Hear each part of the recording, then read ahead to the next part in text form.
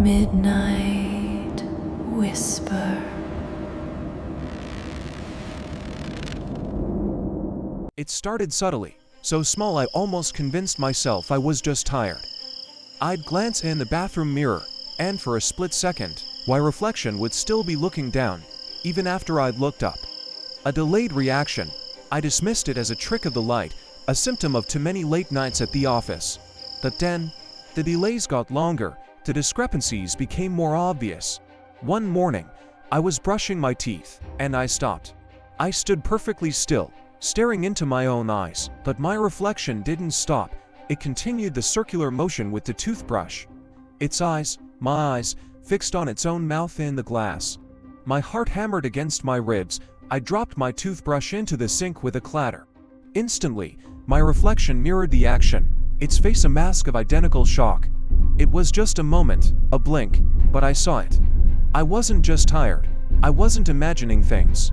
The days that followed were a descent into a quiet, personal hell. I started avoiding mirrors. I'd shave using the small, non-reflective surface of my phone screen.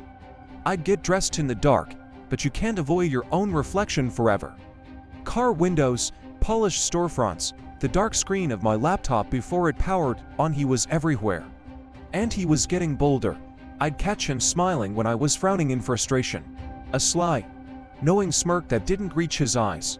Once, while I was on a stressful work call, pacing my living room, I glanced at the large decorative mirror on the wall. I was running a hand through my hair, agitated. He was leaning casually against the reflected doorframe, arms crossed, watching me with an expression of detached amusement. I froze, my blood turning to ice. He just held my gaze, then slowly, deliberately, winked. I felt like I was losing my mind. Who could I tell? Hey, Doc, my reflection is living its own life. They'd have me in a padded room before I could finish the sentence. I tried to prove it to myself, to catch him in the act. I set up a camera in my bathroom, aimed directly at the mirror. I stood before it for an hour, doing nothing, just staring.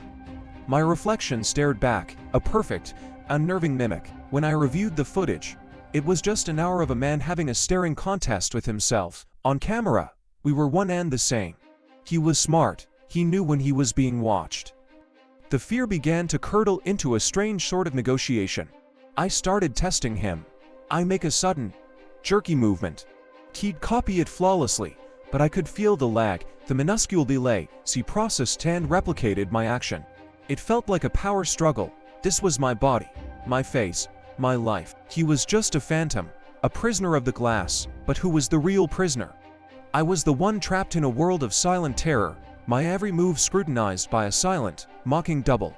He, on the other hand, seemed to be enjoying himself. He started changing things. One day, I noticed the part in my hair was on the wrong side in the mirror. Not reversed, as it should be, but just wrong. I frantically parted my own hair to match, a cold sweat breaking out on my forehead. I needed us to be the same. I needed the control back. The next day, I looked in the mirror and the reflection of my favorite blue shirt was red. I looked down at my chest. I was wearing the blue shirt. I looked back up.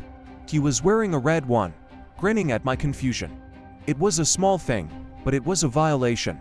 He was rewriting my reality, one detail at a time. The psychological toll was immense. I became withdrawn, paranoid. My friends said I looked haggard, that I wasn't myself. The irony was a bitter pill to swallow. I wanted to scream, "You're right, I'm not myself. The real me is trapped in here, and a monster is looking out through my eyes." But I couldn't. The breaking point came last Tuesday. I had a terrible day at work. I lost a major client. My boss was furious, and I felt the weight of the world on my shoulders. I came home, exhausted and defeated, and slumped in front of the hallway mirror. I buried my face in my hands, a dry sob catching in my throat. When Afshali looked up, he wasn't mirroring my despair. He was smiling. Not the sly smirk I was used to, but a wide, triumphant grin. He looked happy. He looked free. And then he did something that shattered the last remnants of my sanity. He raised his hand, my hand, and waved. A cheerful, casual little wave, and then, he turned around. He turned his back to me and looked into the reflected room behind him. My mind short-circuited. That's not how reflections work. They can't turn away from you. They are bound to you, facing you. Always, but he did. He took a step, then another, walking deeper into the reflected world. He was leaving. I screamed, a raw, guttural sound of pure terror. I lunged at the mirror, my fists pounding against the cold, unyielding glass. "Come back," I yelled, my voice cracking.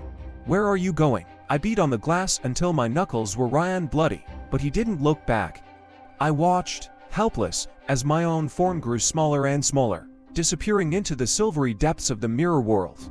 He walked through the reflection of my living room, opened the reflection of my front door, and stepped out, closing it behind him. And then, there was nothing, just my own empty, silent apartment, reflected perfectly in the glass. For the first time in months, the mirror was just a mirror, my reflection was gone.